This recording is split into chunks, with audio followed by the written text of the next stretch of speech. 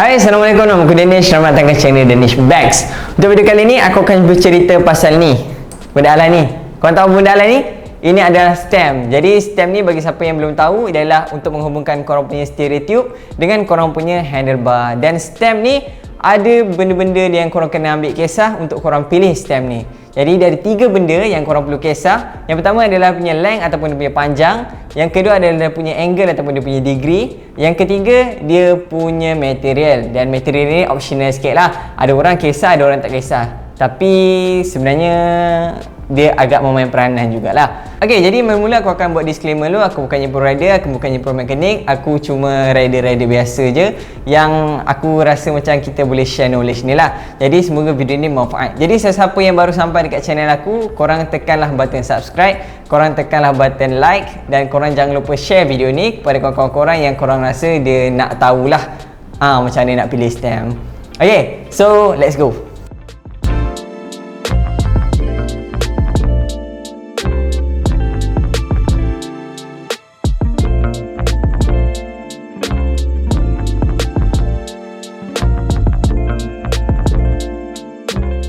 Okey, sebenarnya ramai yang beranggapan sebenarnya stem ni dia bergantung kepada korang punya badan ataupun korang punya ketinggian. Tapi sebenarnya dia tak bergantung sangat dekat korang punya ketinggian. Okey, kalau kita nak tengok rider-rider profesional kan, macam Caleb Ewan, macam Peter Sagan.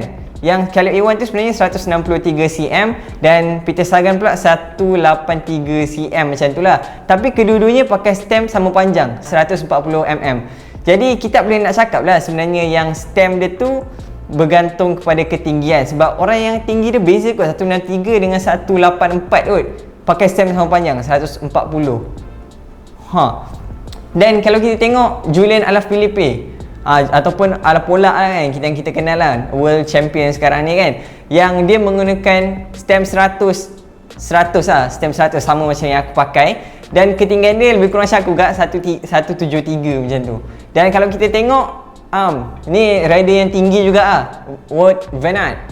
Wout van Aert ni dia menggunakan stem 120 mm sahaja. Tapi ketinggian dia lagi tinggi daripada Peter Sagan, 187 cm. Bapak tinggi. Tapi guna 187 je. Peter Sagan tadi guna 140 mm. Nampak tak? So dia tak bergantung sangat dekat korang punya ketinggian. Ok, tapi kita selalu nampak yang macam pakai stem panjang ni nampak macam pro kan, nampak macam pro rider kan.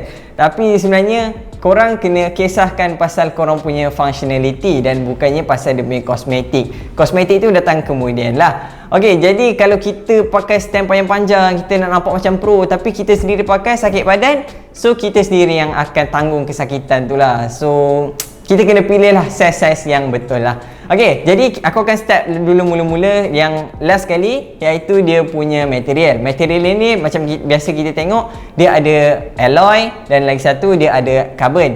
So carbon dengan alloy ni perbezaan dia pada dia punya keselesaan dia. Dia punya keselesaan ni bergantung juga, ada alloy yang lagi ada alloy yang lagi ringan, ada alloy yang lagi selesa sebenarnya daripada carbon, dan harga dia pun akan lebih murah lah. Ok, yang kedua kita akan bergerak pula dekat yang kedua, iaitu dia punya degree ataupun dia punya angle yang tadi aku cakap tu. Angle ini pun bergantung juga kepada orang-orang. Ada orang yang suka nampak macam straight macam ni. Ni aku gunakan negatif 10. Dia ada juga yang model yang sama, negatif 17. Dia akan nampak lebih ke bawah lah, jadi lebih aero lah. Jadi siapa-siapa yang minat rupa yang nampak macam menunduk sangat tu, korang boleh ambil yang lagi negatif lah dia punya degree dia. Dan ada juga negatif degree tu kau boleh terbalikkan dia. Contohnya macam aku cakap ni 10, kau boleh jadikan dia positif 10. Dia akan tegak ke atas 10 degree. Tapi kebiasaannya kita akan tengok orang-orang dia akan letak negatif degree lah. Okay, itu dah habis. So ini yang kita akan bergerak kepada yang paling penting sekali, iaitu dia punya length. Dan length dia ni bergantung juga kepada korang punya top tube. Jadi frame korang bergantung juga dengan pemilihan stem ni. Stem ni sebenarnya dia digunakan untuk minor adjustment ataupun adjustment yang kecil untuk korang punya fitting lah. Dan kebiasaannya stem ni kita ubah sikit-sikit je, tapi yang main part dia adalah korang punya masa pilih frame tu, size frame tu. Dan dia bergantung juga kepada frame apa yang korang guna. Jadi macam aero frame, korang akan dapat top tube yang lebih panjang, jadi maknanya korang akan pakaikan stem yang lagi pendek. Dan kalau kau pakai all-rounder, dia akan pendek sikit dia punya top tube, dan korang akan gunakan stem yang lagi panjang lah untuk dapatkan fitting yang sama dengan frame aero tadi. Ok, jadi makna korang kena dapatkan frame yang sesuai dengan korang. So kita nak lah korang pakai stem terlalu pendek atau pakai stem terlalu panjang, nanti korang sendiri akan rasa tak selesa dia. Nanti aku akan cerita kenapa. So untuk korang beli frame tu, korang kena dapatkan consultation lah dekat kedai-kedai basikal yang ok lah. Kita tak nak korang nanti menyesal lepas tu jual dekat marketplace cakap nak jual, reason for sale adalah sebab salah size frame. Kita nak macam tu, sebab beli basikal mahal pun kan, tak nak main jual-jual macam tu, tak best lah kan. Kenapa dia punya length ni sangat penting lah. Sebenarnya length ni dia akan menyebabkan korang punya weight distribution ataupun pengagihan berat. Jadi kenapa korang kena kisah pasal pengagihan berat ni? Sebab biasanya kita tengok race position, dia akan gunakan stem yang lagi panjang daripada orang yang gunakan touring punya setup. Sebab apa? Sebab kita nak dapatkan weight untuk rider tu, bila rider tu pegang kat depan ni, dia akan fokus kepada tayar depannya, dia akan berat lagi kat depan. Jadi menyebabkan basikal korang tu akan lebih stabil dan tayar depan dia akan lagi senang kontrol lah.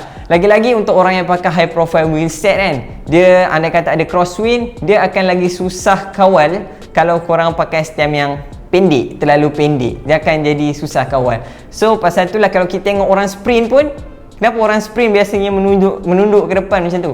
Sebab dia nak dapatkan weight distribution yang lagi tinggi kat depan lah, supaya biasa kita tengok pun race rider ni yang pakai power tinggi-tinggi ni, kalau dia ke belakang basikal tu mungkin akan wheelie sikit. Jadi kita nak weight distribution tu mampu kawal torque yang rider bagi tu. So that's why lah kita kena pakai stem yang okey. Jadi stem yang kita rasa okey ni panjang mana kan?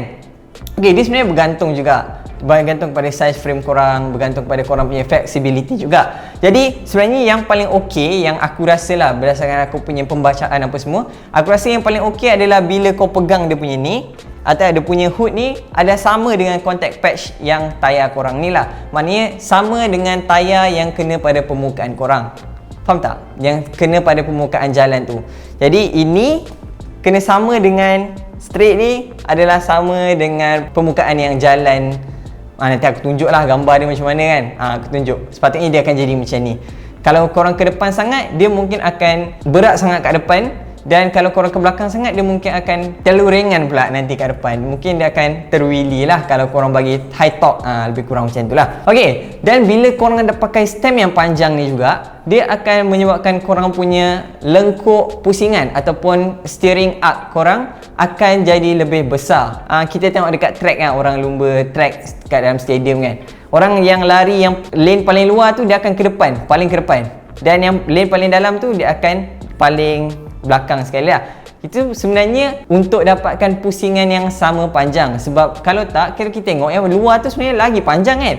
Kalau dia orang start semua sama, jadi tak adil lah untuk orang yang dalam tu, sebab dia akan pusing lagi pendek, dia yang luar tu akan pusing lagi panjang. Ini bermakna lagi besar bulatan tu, dia akan menyebabkan lagi panjang jarak yang korang perlu lalui. Ok, jadi bila lagi panjang satu stem tu, dia lagi besar jarak pusingan tu yang korang kena lalu. Jadi bila besar jarak pusingan yang korang kena lalu tu, dia akan ambil masa yang lebih lama. Jadi bila ambil masa yang lebih lama, dia akan bermakna korang punya basikal tu akan kurang responsif kalau kita bagi dia sudden punya movement kan. Tapi kalau dia kurang responsif, dia akan jadi lebih stabil lah. So kalau kita nak dapatkan sama stability dengan responsiveness ni, kita kena dapatkan stem yang okey-okey lah, size dia okey-okey lah untuk kita. Yang aku rasa stem okey-okey size untuk kita adalah 100 ke 110 macam tu. Itu aku rasa memang paling cun lah. Tapi bergantung juga kepada orang punya flexibility lah. Kita bandingkan 3 size stem ni lah. 50, dia akan mengambil 26 mm untuk habiskan 30 darjah. Dan 100 mm, dia akan ambil 52 mm jarak untuk habiskan 30 darjah. Dan 150 mm, dia akan ambil 78 mm untuk habiskan 30 darjah punya jarak. Jadi kita nampak kat situ, lagi panjang stem, lagi panjang lengkuk yang korang kena lalu lah, dan menyebabkan basikal korang akan kurang responsif. Tapi abang cakap tadi, dia akan lebih stabil. Okey, dan yang seterusnya, yang terakhir lah ni aku rasa, dan panjang stem ni dia akan menyebabkan sesuatu stem tu lagi ringan ataupun lagi berat. Jadi maknanya bila lagi panjang stem yang korang guna tu, dia akan datangkan lebih banyak material yang dia guna, dan ini bermakna dia akan lebih berat lah. Jadi mungkin ada orang tak kisah sangat, mungkin ada orang kisah sangat, tapi dia punya berat tu sikit lah, dalam 5 gram ke 10 gram macam tu lah perbezaan dia, dan juga bergantung kepada material apa yang korang guna. Jadi sebenarnya weight dia ni pun ada kisah agak dengan material tadi yang mula-mula tadi aku cakap. Material pun bergantung jugalah. Jadi macam ada juga yang alloy yang sama berat dengan carbon. Macam aku pakai ni, ringan gila benda ni. Ni pakai alloy Provide ni, alloy je sebenarnya, tapi ringan dia sama macam aku punya 3T yang sebelum ni. Aku rasa macam ringan apa hati lah pakai. Lepas tu korang pun rasa macam lagi raw pakai ni. Aku suka, personally aku suka. So, aku rasa itu saja kot untuk video kali ini. Semoga video ini manfaat. Kalau korang rasa video ini manfaat, korang jangan lupa like, share, komen dan subscribe. Dan korang juga teruskan untuk support video aku, sebab dengan korang punya support tu, aku akan lebih bersemangat untuk buat video. So, semoga video ini membantu korang. Jom kita jumpa dalam next video. Gerak lu. Bye.